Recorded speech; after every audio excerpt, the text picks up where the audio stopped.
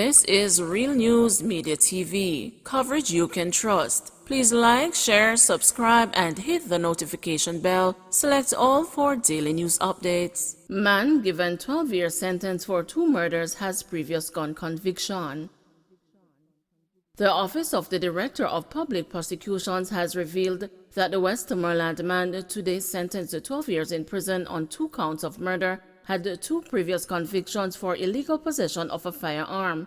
Lyndon Powell, 21, was on August 21, 2019, sentenced to 18 months imprisonment at hard labor on each count of the firearm offenses. Today, Justice Bertram Morrison sentenced him to 12 years in prison for the January 2017 murder of Oral McIntosh and another 12 years for the March murder of Ida Clark, both in Westmoreland. Both sentences are to run at the same time, and Morrison ruled that Powell should become eligible for parole after 10 years behind bars. In a statement today, the ODPP revealed that after passing down the sentence, the Deputy Director of Public Prosecutions indicated on the record that when the plea was being entered, the Crown had recommended a sentence of life imprisonment on each count of murder with eligibility for parole after 21 years. The learned judge responded by saying he would be proceeding with this sentence, said a spokesperson in the statement. The deputy director then told the court that the sentence of 12 years imprisonment would shock the public's conscience given the nature of these offenses. However, Justice Morrison maintained a sentence of 12 years imprisonment at hard labor with 10 years before the accused becomes eligible for parole. The prosecution then decided that it would appeal the sentence. In October this year, prosecutions were given a limited right of appeal after Parliament passed the Judicature and the Judicature Act 2021. The legislation came into effect on November 2, legal insiders disclosed. Powell is one of 6 men who were found not guilty of various breaches of the anti-gang legislation during the Kings Valley Gang trial in July last year. Fishermen charged for $1 billion cocaine bust in St. Elizabeth granted bail. The 3 fishermen charged in connection with the seizure of over 2,000 pounds of cocaine off the coast of Black River, St. Elizabeth, were today each granted $1 million bail in the St. Elizabeth Parish Court. Daniel Hansen, 40, who is of a St. Elizabeth address, 31-year-old Jason Wedderburn, and 36-year-old Elvis Johnson, both of Westmoreland addresses, were ordered to return to court on March 3, 2022. As part of their bail conditions, the men are to report to the police twice per week.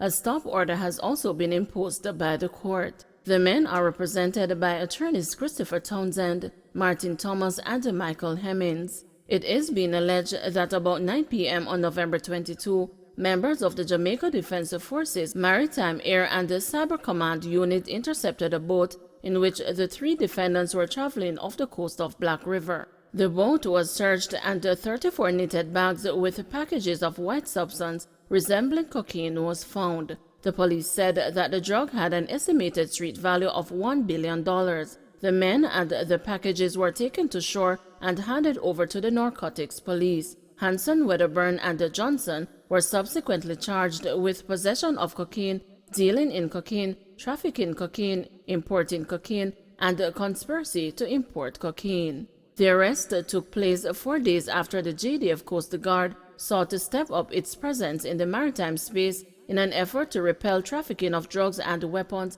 and illegal fishing in Jamaican waters. Entertainment sector could suffer slow death under COVID lockdown, Chung warns. Financial analyst Dennis Chung says Jamaica's entertainment sector could die a slow death if it continued to be under lockdown due to COVID-19. He believes that the sector should be reopened for vaccinated people. Mr. Chung says while there is the threat of the Omicron variant of COVID-19, the country can take steps to manage it. Otherwise, in another year's time, we could not have an entertainment industry. In another year's time, we could not have an entertainment industry, which is something that Jamaica is well known for, and if that goes, then a part of Jamaica's attractiveness goes, a very important sector goes in terms of supporting the economy. I mean, we've had a situation where over the past few 17, 15 months, we've been having these lockdowns. You see where inflation is. Poverty is going to rise. Crime is going to rise. Are we prepared to deal with that? And this is really just another variant. What we have to do is learn to manage it, because another variant will come again. Are we going to lock down again in 6 months' time? I would love to see us getting back to more sporting events, more entertainment events with vaccinated people only. So that's the direction we can move in. Because, as I said, these industries are going to die, because you're going to get to a point where people are going to say, listen, it makes no more sense for me to continue holding on. And they just lock shop totally, or they focus on something else. And it is going to create a huge problem if that happens.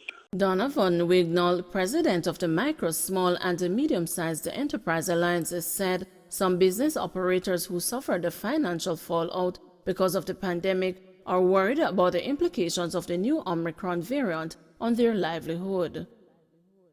We are even more worried about panic that is going to set in if we don't treat with this new variant and all the talk about the fourth wave coming. We have to deal with it in such a way we don't bring panic into it and keep it started before it's again. We need to keep our heads, follow the protocols and do what we have been doing and ramp up the vaccination program. Stop dumping vaccines. Dancehall producer Shabdan offered bail. Dancehall producer Shabdan was on Thursday offered bail when he appeared in the Kingston and the St. Andrew Parish Court. Shabdan, whose given name is Linval Thompson Jr., has been charged with breaching the Corruption Prevention Act. He was offered a bail in the sum of $450,000 with at least 2 sureties. He is scheduled to return to court on January 20, 2022. Former security guards charged with warehouse break-in and larceny. 2 former security guards have been arrested and charged for warehouse break-in and larceny after they allegedly broke into a warehouse at their workplace and stole electronics on Saturday, August 1. Charged are 49-year-old Susan Nugent Hunter of Sligoville in St. Catherine and the 45-year-old Earl Wilson of Kitsentown, also in the parish. The police said that both were employed to a security company as unarmed guards. On the night in question, they reportedly broke into a warehouse at their workplace and stole electronics valued at US $8,968 and 25,000 Jamaican dollars. The owner of the warehouse reported the matter to the security company, and the matter was reported to the police. Both men were arrested and charged on November 29. St. Catherine man charged after shooting 2 persons at a 9 night. 24-year-old Dwayne Barrett of Boys Content in Old Harbor, St. Catherine, has been charged with 2 counts of wounding with intent after allegedly shooting 2 persons at a 9 night. Barrett, who is also known as Pre, was charged for reportedly shooting a man and a woman at the vigil back in October. Reports from the Lioneltown police revealed that on October 6, 2021, at approximately 8 p.m., Barrett alighted from the vehicle he was traveling in and reportedly shot the victims. He then escaped in a waiting Toyota Axia motor car. The injured persons were taken to the hospital, where they were admitted in stable condition. Barrett was arrested on November 15 following what the police described as an intense investigation. His court date has not been finalized. 32 new COVID-19 cases, 6 more deaths.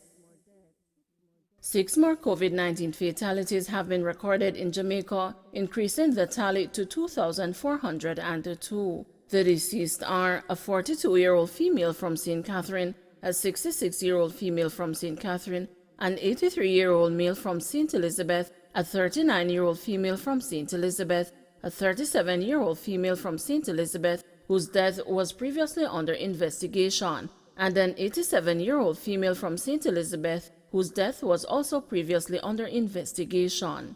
Meanwhile, there were 32 new cases with ages ranging from 2 to 92 years, pushing the total to 91,304. Of the new cases, 15 are women and 17 are men. The parish breakdown is as follows: St. Catherine 11, Kingston and St. Andrew 7, St. Mary 3, St. James 3, Westmoreland 2, Hanover 2, St. Thomas 2, St. Elizabeth 1, Clarendon 1, Manchester, Trelawney, St. Anne, and Portland recorded no new cases. A total of 704 tests were conducted. The country's positivity rate stands at 5.4%. In the meantime, there were 36 more recoveries, increasing the total to 62,702. Some 156 persons are in hospital, with 34 being moderately ill, 14 severely ill, and 9 critically ill, and 45,714 are at home. Don't forget to like, share, subscribe, and hit the notification bell. Select all for daily news updates.